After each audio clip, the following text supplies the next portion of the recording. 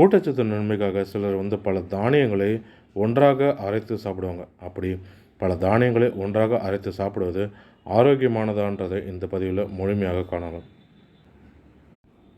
சிறுதானியமான கம்பு, கேழ்வரகு, திணை, குதிரைவாலி இது போன்ற தானியங்கள் நீண்ட காலமாக பயன்பாட்டில் இருந்தாலும் ஐக்கிய நாட்டு சபையில் 2023ஆம் ஆண்டு தான் சர்வதேச திணை ஆண்டாக அறிவித்தாங்க. அதன் பிறகு தான் இது மிகவும் மக்கள் மத்தியில் பிரபலமடையவும் ஆரம்பித்தது. இவை அனைத்துமே சிறிய சிறிய விதைகளாக இருக்கிறதுனால இது சிறுதானியங்கள்னு அழைத்தாங்க. இது ஆரோக்கியமான நன்மைகளை வழங்கக்கூடியதாகவும் இருக்குது.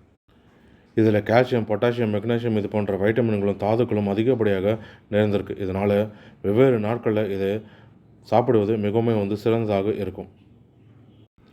ஆரோக்கியமான செரிமானத்தை ஊக்குவிக்கும் நார் சத்துக்களும் இதில் அதிகமாக இருக்குது.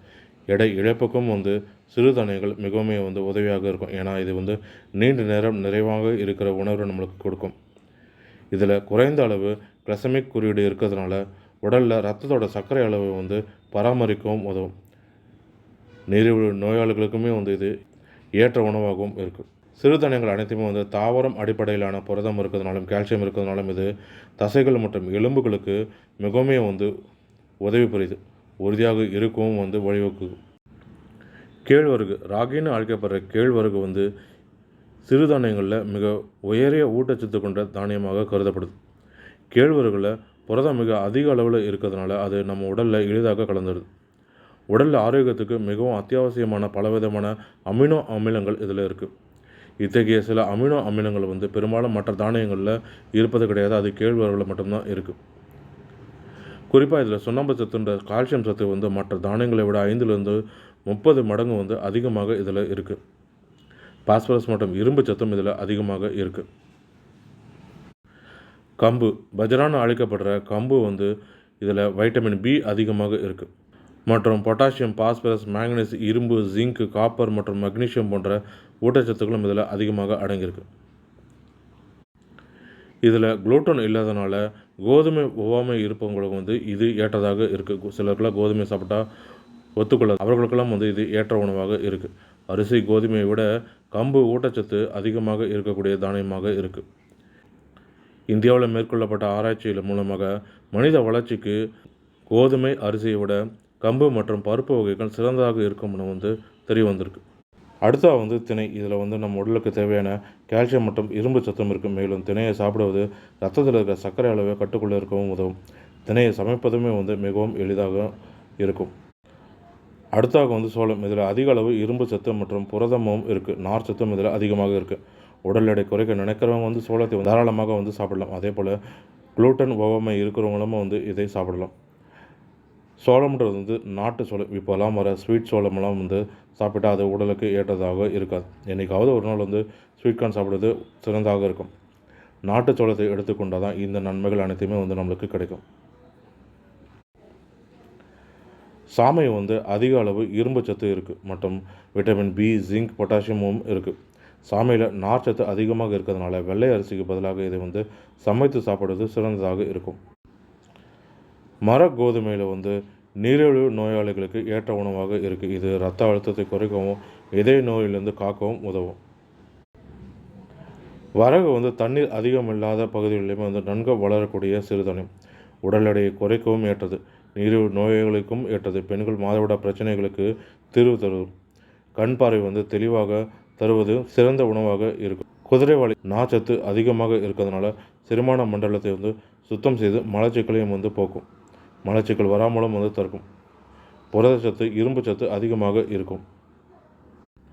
இப்படி அதிகமான பயன்களை கொண்ட இந்த சிறுதானியங்களை நம்ம ஒன்றாக கலந்து சாப்பிடுவது மிகவும் சிறந்ததாக. ஒன்றாக கலந்து அரைத்து நாம் சத்துமாவாக எடுத்துக்கொள்வது சிறந்ததான்றது கேட்டால் வெவ்வேறு சிறுதானியங்களை ஒன்றாக அரைத்து சாப்பிடுவது உண்மையிலேயே சிறந்ததாக தான் கருதப்படுது. இப்படி வெவ்வேறு தானியங்களை ஒன்றாக கலக்கிறதுனால விட்டமின்கள், தாதுக்கள், புரதம் மற்றும் நார்ச்சத்துக்கள் உள்ளிட்ட பல்வேறு ஊட்டச்சத்துக்களும் நம்மளுக்கு முழுமையாக கிடைக்கவும் உதவும். ஆனால் இப்படி ஒன்றாக கலந்து அரைத்து சாப்பிடும் பொழுது சுவைன்னு பார்த்திங்கன்னா சுவை அந்தளவுக்கு நம்மளுக்கு பிடித்தமானதாக இருக்காது. எப்படி பஞ்சாமிர்தம் ஒரு நாள் 2 நாள் சாப்பிட தான் நல்லாயிருக்கும். அதுவே தொடர்ந்து சாப்பிட நல்லா இருக்காது. அதே மாதிரி தான் இதுவுமே. இதனால் வெவ்வேறு தானியங்களை வந்து அதை வெவ்வேறு தானியங்களாக வந்து சமைத்து சாப்பிடுவது மிகவும் வந்து சிறந்ததாக இருக்கும்.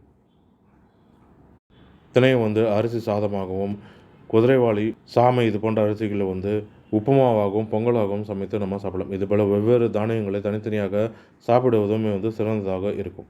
அதே வேளையில் அனைத்து தானியங்களையுமே வந்து ஒன்றாக சேர்த்து சாப்பிடுவது மிகவும் வந்து சிறந்தது தான். அதில் அதிகமான ஊட்டச்சத்துக்கள், பல்வேறு ஊட்டச்சத்துக்கள் நம்ம உடம்புக்கு கிடைக்கும். அதேபோல் இந்த சிறுதானியங்களில் ஆன்டி நியூட்ரிஷனும் இருக்குது. இந்த ஆன்டி நியூட்ரிஷன் இருக்கிறதுனால இதை நம்ம சாப்பிட்டாலுமே வந்து இதில் இருக்கிற ஊட்டச்சத்துக்களை வந்து நம்மளுக்கு முழுமையாகவும் கிடைக்காமல் இருக்கும். இதற்கு காரணம் வந்து இதில் இருக்கிற ஆன்டி நியூட்ரிஷன் தான். அதேபோல் சிறுதானியங்களை அதிகமாக எடுத்துக்கொண்டால் வந்து தைராய்டு வரக்கூடிய பிரச்சனைகளும் இருக்குது.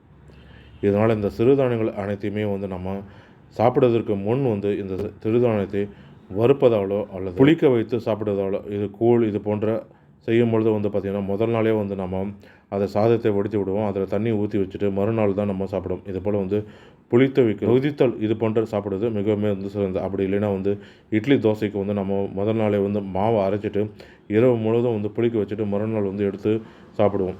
அதேபோல் வந்து இந்த சிறுதானியங்களையுமே வந்து இட்லி மாவுக்கு தோசை மாவுக்கு அரைப்பது போல் அரைத்து புளிக்க வைத்து நொதிக்க வைத்து சாப்பிடுவதன் மூலமாக வந்து இதில் இருக்கிற ஆன்டி நியூட்ரிஷன் வந்து போயிடும். இதனால் வந்து இதில் இருக்கிற சத்துக்கள் அனைத்தையுமே வந்து நம்மளுக்கு கிடைக்கக்கூடிய வாய்ப்புகள் அதிகமாக இருக்குது. அதனால் இந்த சிறுதானியங்களை வந்து ஒன்று வறுத்துட்டோ அல்லது வந்து நொதிக்க வைத்து புளிக்க வைத்து சாப்பிடுறது சிறந்தது. அப்படி இல்லைன்னா வந்து மாவாக நம்ம வாங்குகிறோம் அப்படின்னா அதில் தயிரை ஊற்றி வச்சுட்டு ஒரு 1 மணி நேரம் 2 மணி நேரம் அப்படியே வச்சோம்னா அதுவும் வந்து புளித்து போயிடும். அப்படி சாப்பிடும் போதும் வந்து சிறந்ததாக இருக்கும். இப்படி சாப்பிடும்போது இதில் இருக்கிற ஆன்டி நியூட்ரிஷன் வந்து போயிடும். அதனால் இதில் இருக்கிற சத்துக்கள் அனைத்துமே வந்து நம்மளுக்கு முழுமையாக கிடைக்கும். அதேபோல் இந்த சிறுதானியங்கள் வந்து திணை, குதிரைவாலி, சாமை இதுபோல் சிறுதானியங்கள் வந்து அதிகமாக நம்ம சாப்பிட்டோம்னா தைராய்டு வரக்கூடிய பிரச்சனைகளும் அதிகமாக இருக்குது. அதனால் வந்து தொடர்ந்து இதை அதிகமாக எடுத்துக்கொள்ளாமல் வாரத்துக்கு 2 நாள் 3 நாட்கள் எடுத்துக்கொள்வது மிகவும் வந்து சிறந்தது. கம்பு, சோளம், கேழ்வரகு இதுபோல் சிறுதானியங்களை வந்து நம்ம அதிகமாக எடுத்துக்கொள்ளாமல் சாப்பிடுவது மிகவும் வந்து சிறந்தது. ஆனால் திணை, குதிரைவாலி, சாமை இது போன்ற சிறுதானியங்கள்லாம் வந்து ஆன்டி நியூட்ரிஷன் அதிகமாக இருக்குது. இதை வந்து எப்படி பயன்படுத்தணும்ன்றது நம்ம முதல்ல சொல்லிடும். அதேபோல் வந்து திணை, குதிரைவாலி, சாமை இது போல் சிறுதானியங்களை வந்து நம்ம அதிகமாக எடுத்துக்கொண்டால் தைராய்டு வரக்கூடிய பிரச்சனை அதிகமாக இருக்கணும்னு சொல்லப்படுது. இதனால் வந்து இது போன்ற சிறுதானியங்கள் வந்து குறைந்த அளவு எடுத்துக்கொள்வது மிகவும் வந்து சிறந்தது. அதேபோல் இந்த சிறுதானியங்களோட விலையுமே வந்து பார்த்திங்கன்னா தற்போதெல்லாம் வந்து விலை அதிகரித்திருக்கு. இதெல்லாம் வந்து காரணம் மக்கள் அதிகமாக வாங்க தொடங்கியதுனால கிலோ ரூ. 60 ரூ. 70 இருந்ததெல்லாம் வந்து தற்பொழுது வந்து அப்படியே வந்து டபுள் மடங்காக ஆகிடுச்சு. ரூ. 160 ரூ. 170 கிலோவுக்கு வந்து விற்கப்படுது தற்பொழுது. இந்த சிறுதானியங்கள் அனைத்திலுமே வந்து அதிக நியூட்ரிஷன்கள், மினரல்கள், கால்சியம் சத்து இது போன்ற அதிக ஊட்டச்சத்துக்கள் அதிகமாக இருந்தாலும் வந்து ஒரு விதத்தில் வந்து நன்மை பயத்தாலும் வந்து மற்றொரு விதத்தில் தீங்கை பயக்கும் விதமாகவும் இருக்குது. இதனால் இதை எப்படி சரியாக உண்ண வேண்டும்ன்ற முறையை வந்து நாம் தெரிந்து கொண்டு எடுத்துக்கொள்வது மிகவும் வந்து சிறந்ததாக இருக்கும். மேலும் இது போன்ற பயனுள்ள தகவல்களுக்கு ஆரம்பிய தமிழ் யூடியூப் சேனலை பார்க்கும். நன்றி, வணக்கம்.